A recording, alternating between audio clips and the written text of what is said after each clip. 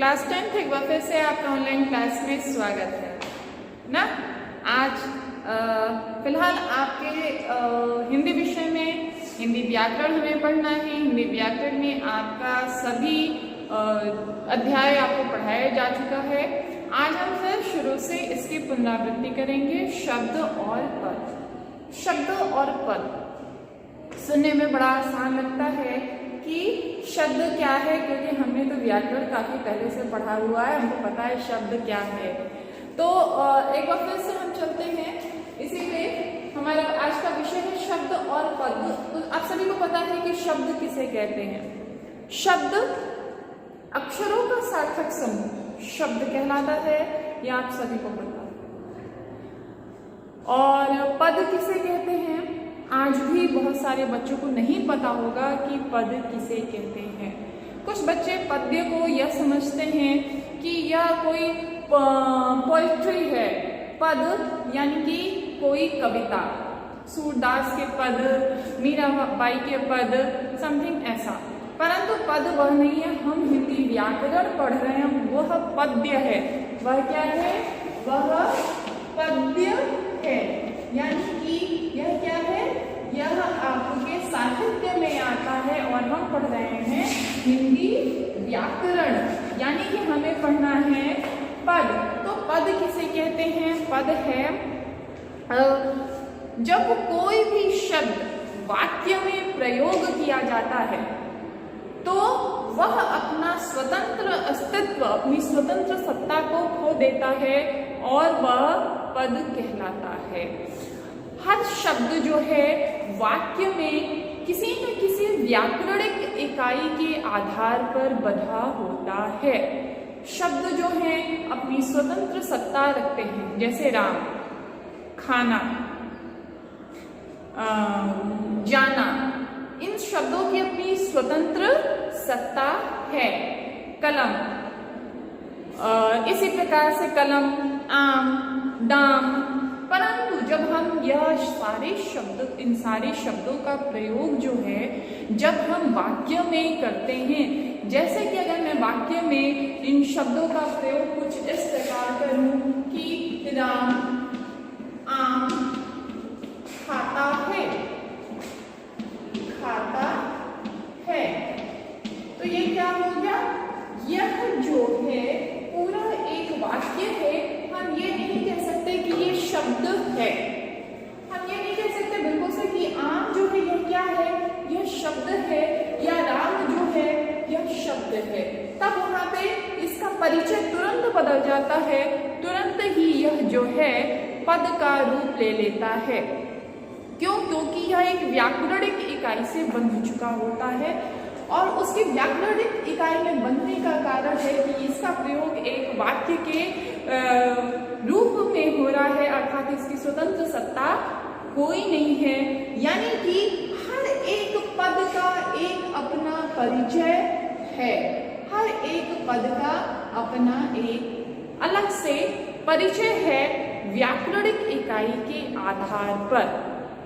यह परिचय उसी प्रकार से है जिस प्रकार से आप जो है, आपका अपना एक अलग परिचय है। आपका परिचय कैसे है? जैसे आपका अपना एक डीएल होगा, यानी कि ड्राइविंग लाइसेंस होगा, अपना परिचय। आपके स्कूल का आईडी कार्ड होगा, आपका राशन कार्ड में नाम होगा। तो यह सब क्या बताता है कि यह आपका परिचय है। तो उसी प्रकार से यहाँ पे जैसे हम अगर देखते हैं राम, हमने देखा राम, तो राम का परिचय क्या है?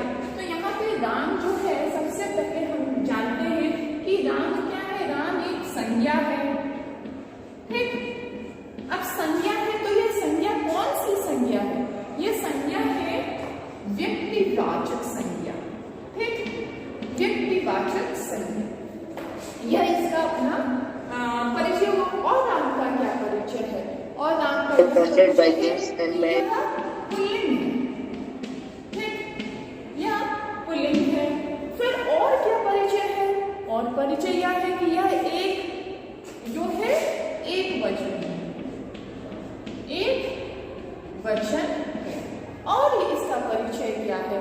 और इसका परिचय है यह क्रिया का कर्ता है। ठीक, काम को राम आम खाता है। तो इस प्रकार से एक राम के क्या क्या परिचय हुए, अभी हमने यह 4 परिचय निकाला है। यह 4 परिचय एक एक शब्द के इसी प्रकार से कितने परिचय आप निकालेंगे। कई बार परीक्षाओं में इस प्रकार से, बड़ी परीक्षाओं में या किसी भी परीक्षा में इस प्रकार से पूछा जाता है, जैसे बोल देगा कि आपको राम का परिचय बताइए, पद परिचय बताइए। फिलहाल आपके जो पोर्शन में है वह पद परिचय नहीं है, वो आपके पोर्शन में पद बंद है। लेकिन पद बंद को पढ़ने से पहले, समझने से पहले हमें क्या पढ़ना है, हमें पढ़ना है पद के बारे में, हमें ज्ञान प्राप्त करना है। और उस पद के बारे में ज्ञान प्राप्त करने से पहले हमें शब्दों के बारे में पढ़ना है। हमें ज्ञान होना चाहिए कि शब्द कौन कौन से होते हैं, कैसे होते हैं। फिलहाल अभी तक हमने इतना जाना, शब्द और पद में अंतर। तो शब्द क्या है, शब्द जो है वह है अक्षरों का सार्थक समूह शब्द कहलाता है। इसकी अपनी स्वतंत्र सत्ता होती है। और जो पद है, पद की अपनी कोई भी स्वतंत्र सत्ता नहीं होती। इसका व्याकरणिक आधार पर परिचय होता है। इसका प्रयोग जो है वाक्य में होता है। यानी कि हम इसको इस प्रकार से कह सकते हैं, शब्द जब वाक्य में प्रयोग किए जाते हैं तो वह अपनी स्वतंत्र सत्ता खो देने के कारण उन्हें हम पद कहते हैं, या उनका परिचय पद के रूप में दिया जाता है। तो अभी तक हमने यह पढ़ा शब्द और पद। अब हम आगे आते हैं कि शब्द जो है वह कौन कौन से होते हैं। तो शब्द जो है उनका भेद 2 भाग में किया जाता है। एक है विकारी और दूसरा है अविकारी। सबसे पहले हम जानते हैं कि शब्द के 2 भेद होते हैं। पहला क्या है, विकारी शब्द, दूसरा है अविकारी। विकारी शब्द जो है ये 4 प्रकार के होते हैं, परंतु विकारी शब्द कहते किसे? याद करिए, आपने क्लास 8 में पढ़ा है शब्दों के परिचय में था, शब्द विचार में था कि शब्द कितने प्रकार के होते हैं और उनका जो निर्धारण होता है वह किस किस आधार पर होता है। तो विकारी और अविकारी। विकारी यानी कि जिसमें परिवर्तन होता है, विकार जिसमें लिंग वचन कर्ता आदि के कारण जिन शब्दों में परिवर्तन होता है उसे हम विकारी शब्द कहते हैं। विकारी शब्द कौन कौन से, किनमें लिंग वचन कर्ता आदि के कारण परिवर्तन होता है? तो वो शब्द है आपके संज्ञा, सर्वनाम, विशेषण, क्रिया। संज्ञा, राम की जगह श्याम भी हो सकता है, राम की जगह रामा भी हो सकता है, रमा भी हो सकता है, यानी संज्ञा बदल सकती है। ठीक। सर्वनाम में वह का वे हो सकता है, वे का वो हो सकता है, वह हो सकता है। ठीक, यानी कि इसमें भी परिवर्तन हो रहा है। विशेषण यानी कि संज्ञा और सर्वनाम की विशेषता बताने वाला। विशेषण यानी कि जिसमें परिवर्तन कैसे होगा? वह गोरा है, वह गोरी है, वह काला है, वह काली है, वह लंबा है, वह लंबी है। यानी कि विशेषण में भी परिवर्तन होता है। लंबा का लंबी, गोरा का गोरी, काला का काली, यानी कि विशेषण में भी परिवर्तन होता है। क्रिया, क्रिया में भी परिवर्तन हो रहा है।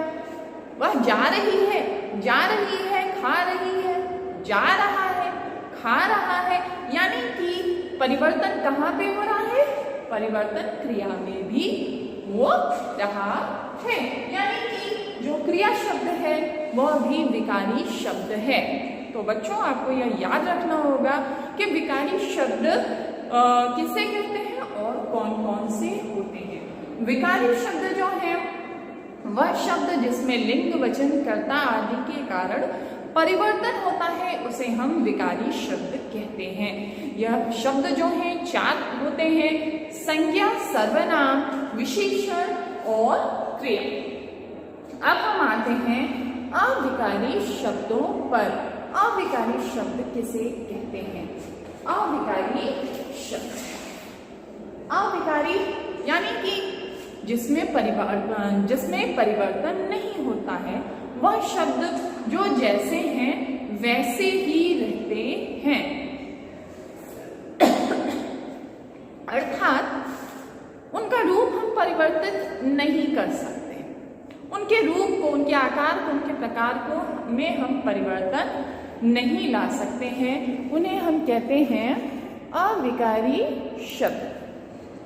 ठीक, अविकारी शब्द। एक बार फिर से, अविकारी शब्द वे शब्द जिनमें परिवर्तन नहीं होता है उसे हम अविकारी शब्द कहते हैं। अविकारी शब्द कौन कौन से होते हैं, किनमें परिवर्तन नहीं होता है? यह अलग से 4 प्रकार के शब्द हैं। क्रिया विशेषण, समुच्चय बोधक शब्द, संबंध बोधक शब्द, विस्मय आदि बोधक शब्द। यह शब्द 4 प्रकार के शब्द। ध्यान दीजिए, इन्हें आपको पढ़ना नहीं है, लेकिन जब पदबंध आएगा तो आपको इसका ज्ञान, इन शब्दों का ज्ञान होना अति आवश्यक है। ठीक है, तो ध्यान दीजिए। क्रिया विशेषण, क्रिया की विशेषता बताने वाले शब्दों को हम क्रिया विशेषण कहते हैं। क्रिया की विशेषता बताने वाले, जैसे काम धीरे धीरे होता है, वह काम धीरे धीरे करता है, वह काम धीरे धीरे करती है। चाहे पुल्लिंग हो या स्त्रीलिंग हो, धीरे धीरे ही होगा। ऐसा नहीं है कि पुल्लिंग के साथ हम ऐसा कह रहे हैं कि वह काम धीरा धीरा करता है और स्त्रीलिंग के साथ हम काम कह रहे हैं कि वह काम धीरे धीरे करती है। धीरा धीरा नहीं हुआ, धीरे धीरे नहीं हुआ। जो शब्द जैसा है वह अपने रूप में वैसा का वैसा ही है। अर्थात शब्द में परिवर्तन नहीं हो रहा है, वह तेज दौड़ता है। तेज, क्रिया की विशेषता कि तेज दौड़ना। ठीक, तो हम ऐसा नहीं कह सकते हैं पुल्लिंग के साथ कि वह तेजा दौड़ता है और स्त्रीलिंग के साथ वह तेजी दौड़ती है। ठीक, शब्द अपना जो क्रिया विशेषण शब्द जो जैसा है वह वैसा ही है, उसमें परिवर्तन नहीं हो रहा है। इस वजह से क्रिया विशेषण शब्द जो है अविकारी शब्दों में आता है। दूसरे नंबर पे है आपका समुच्चय बोधक शब्द। समुच्चय बोधक शब्द, समुच्चय बोधक शब्द वे शब्द होते हैं जो 2 शब्दों को जोड़ने का काम करते हैं। 2 शब्दों को जोड़ना, 2 शब्दों को, 2 वाक्यों को जो जोड़ने का कार्य करे उसे हम कहते हैं समुच्चय बोधक शब्द। जैसे मैं खाना खा रहा हूं और श्याम खेल रहा है। मैं खाना खा रहा हूं, एक वाक्य, और शब्द जो है वह क्या कर रहा है? 2 वाक्य को जोड़ने का कार्य कर रहा है। श्याम खेल रहा है, तो श्याम खेल रहा यह अलग स्वतंत्र वाक्य है। मैं नृत्य करती हूं और श्याम घूमता है, तो यहाँ बीच में हम और का और ही नहीं कर रहे हैं, यानी कि वह शब्द जैसा है वह वैसे ही रूप में अपने प्रयोग में आ रहा है। तो यहाँ पे क्या हुआ? यहाँ पे हुआ कि इसमें भी परिवर्तन नहीं हो रहा है। अर्थात जो समुच्चय बोधक शब्द हैं, जो 2 वाक्यों उपवाक्यों को जोड़ने का जो कार्य करते हैं, उन्हें हम क्या कहते हैं? उन्हें हम कहते हैं समुच्चय बोधक शब्द। फिर है आपका संबंध बोधक शब्द। संबंध बोधक शब्द वे शब्द जो एक संज्ञा या सर्वनाम का संबंध वाक्य में आए। वे शब्द जो एक संज्ञा या सर्वनाम का संबंध दूसरे संज्ञा या सर्वनाम से कराता है उसे हम संबंध बोधक शब्द कहते हैं। जैसे मेरा घर एक संज्ञा या सर्वनाम, मेरा घर मंदिर के सामने है। किसके सामने है? मंदिर के सामने। जिसकी लाठी उसकी भैंस, भैंस किसकी, जिसकी लाठी। तो यहाँ पे क्या हुआ, यहाँ पे हमको यह समझ में आता है कि संबंध बोधक शब्द जो वह शब्द जो एक संज्ञा या सर्वनाम का संबंध दूसरे संज्ञा या सर्वनाम से कराते हैं उन्हें हम संबंध बोधक शब्द कहते हैं। अब आते हैं हम अविकारी शब्दों में। सबसे आखिरी शब्द जो है हमारा विस्मयादि बोधक शब्द। विस्मयादि बोधक शब्द आप सब जानते हैं। हर्ष, जिज्ञासा, आदि दुख, करुणा व्यक्त करने वाले शब्दों को हम विस्मयादि बोधक शब्द कहते हैं। विस्मयादि बोधक शब्द, इसमें कोई परिवर्तन नहीं होता। यह हमारे मन की भावनाओं पर यह शब्द जो है वह हमारे मन की जो भावनाएं होती हैं, हर व्यक्ति के मन में एक ही प्रकार की भावना आती है। हम किसी भी चीज को एक ही प्रकार से व्यक्त करते हैं। विस्मयादि बोधक, जब हम कोई किसी बहुत सुंदर चीज को देखते हैं तो हम कहते हैं वाह कितना सुंदर है। हम यह नहीं कहते, ऐसा नहीं कि कोई यह कहता आह कितना सुंदर है। या जब किसी को चोट लग जाती है तो वो यह नहीं कहता है वाह चोट लग गई, है ना। जब कुछ पाँव में किसी की कीचड़ लग जाए तो कोई यह नहीं कहता है कि छी छी पाँव में कीचड़ लग गया। जो मन की भावना है वह हर किसी की एक प्रकार की होती। किसी के भी पाँव में कीचड़ लगेगा तो उसके मन और चेहरे की जो चेहरे पे आने वाले जो भाव हैं वह एक ही प्रकार के होंगे। कहेगा छी छी कीचड़ लग गया, अर्थात इसमें भी परिवर्तन नहीं होता है।